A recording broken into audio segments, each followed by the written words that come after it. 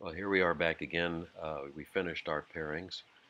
Now we're ready to go on to the next step, which is the scorecards. As we discussed the last time on this pairing sheet, I like to typically clean up the pairing sheet for any of the data down below here that I didn't need. I just deleted it. You don't have to do that. That's optional. It's something I like to do. I'll also typically try to type in the score somewhere if I can. I just score the rules of the day in somewhere in here. I'm ready to go now. I got the holes designated for each team, which will show up in the scorecard now. These holes typically come from the pro or the person who's coordinating the course for the day. And that can be found on their website under the course schedule. Okay, so now we go to scorecards. Under step 4 here, scorecards, I click on scorecards, and there I am. Uh, this is a pretty simple sheet. These yellow fields up here are typically what we play around with, and they'll show up, whatever we change up here shows up on all scorecards. So that's almost it. Let's, for example, say, well, the scorecards are pre-filled out too, as you can well see. It says Glen Log Pines here, lot course, Glen course, uh, and it's the Glen Log. It says every scorecard now has that same pre-filled out. Closest to the holes are shown here as the two shortest. The system will calculate them. The two shortest par threes are pre-calculated as closest to the holes.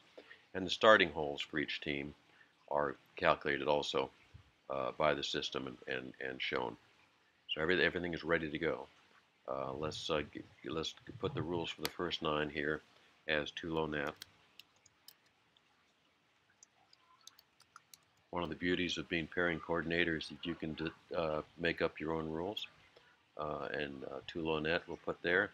And for too low net, we'll typically want to have the strokes displayed here.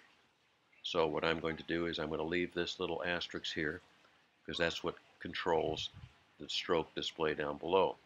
For example, if I go to the second 9 now and I put scramble, I'm not going to really want to have the strokes displayed down here. There's no harm if you leave them there. Nobody's going to say anything.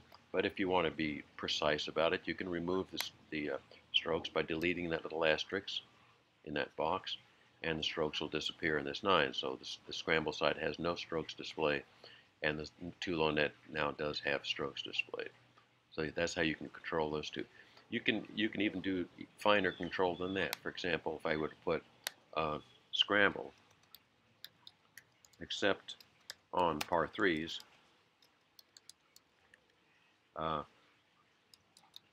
where we play too low net.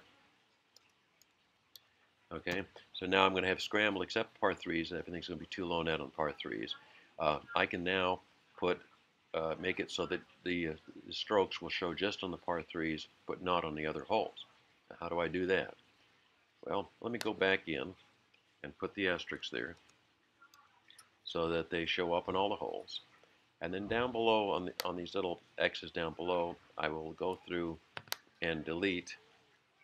I'll delete the little X's down here on every hole except the par threes. So now strokes are gone except for the par threes. And one final thing I can do is I don't have to accept the closest to the hole, closest to the pin markers on those two holes. If I wanted to change number 10, for example, I'll just delete that X there.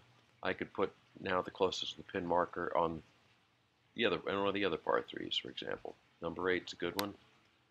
I'll put the X there, and the closest to the pin markers show up for every scorecard down below that way.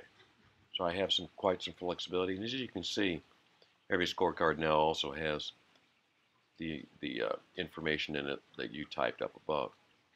So that's about it. You're ready to go now. You got the team set up. You got the closest to the pin markers on the holes that you want them. Starting holes are set. You've set the rules for the day up in these holes, and you're ready to print and go. So that'll be the next slide. Let's go do that.